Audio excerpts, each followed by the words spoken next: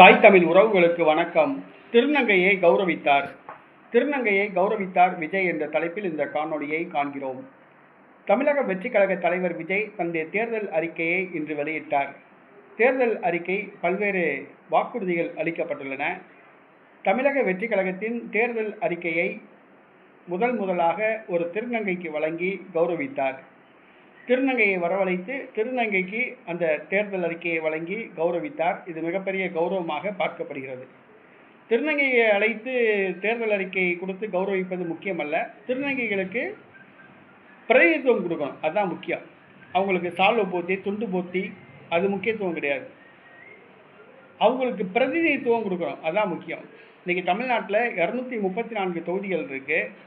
அதில் பெண்களுக்கே சரிபாதி தொகுதி முக்கியத்துவம் கொடுக்கல விஜய். 210க்கும் மேற்பட்ட தொகுதிகளில் ஆண்கள் போட்டிடுறாங்க. 18 பேரோ 20 பேரோ தான் பெண்கள் தமிழக வெற்றிக் கழக கூட்டணியில். ஒரு திருநங்கை கூட தமிழக வெற்றிக் கழக கூட்டணியில் வேட்பாளர் கிடையாது.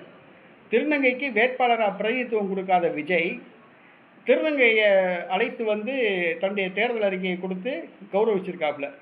இப்படிப்பட்ட கௌரவம் கிடையாது. உண்மையிலேயே திருநங்கையை கௌரவிக்கணும்னா தன்னுடைய கட்சி சார்பில் ஏதாவது ஒரு தொகுதியில் ஒரு திருநங்கையை நிப்பாட்டியிருக்கணும். அதுதான் உண்மையான கௌரவம். அவங்கள அழைச்சிட்டு வந்து சாப்பாடு போடுறது, சால்வை போத்துறது, அன்பளிப்புகள், பரிசு பொருட்கள் வழங்குறதுலாம் கௌரவம் கிடையாது.